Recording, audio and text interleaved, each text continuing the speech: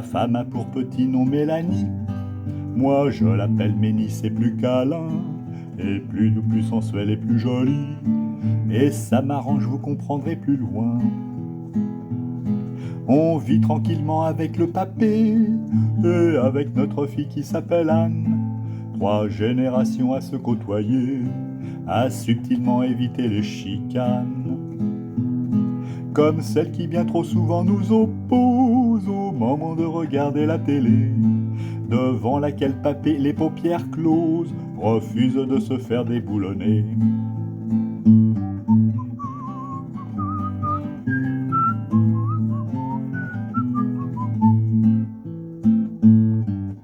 Ce jour-là, il y avait, figurez-vous, un programme qui ne passe que tous les 4 ans.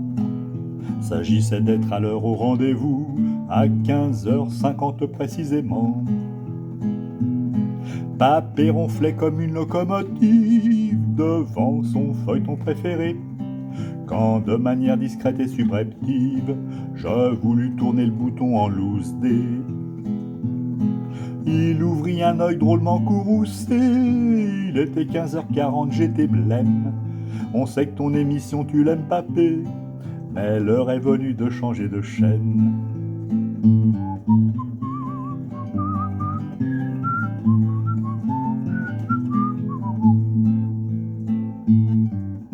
Il se leva, on sait pour aller où.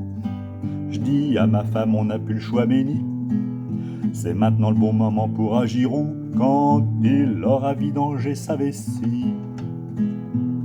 Serait capable de demander un petit rabiot, juste pour voir la fin de son programme. Une fois qu'il est assis le saligo, pour le déloger tu sais comment tu rames. Sauf si sa petite fille le tanne d'enfin nous laisser la place au salon. Mais attention, il n'est pas avare, de gros mots à défriser les moutons.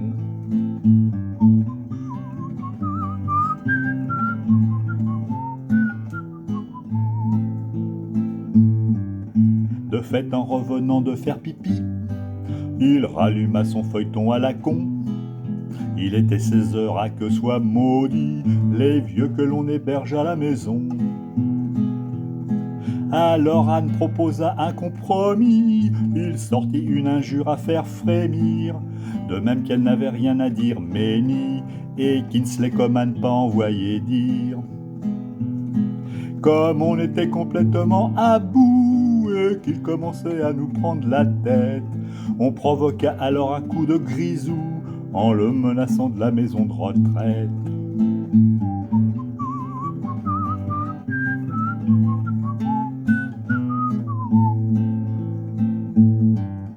L'argument était tombé à propos, puisqu'il se leva et se mit au lit. Ce qui prouve que l'on soit ou pas mécano, faut bien un jour mettre les mains dans le cambouis.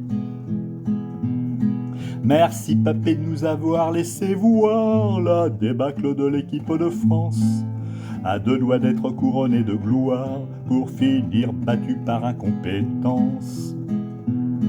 Nos adversaires crient leur joie en chantant, je monte le son pour que tu les écoutes.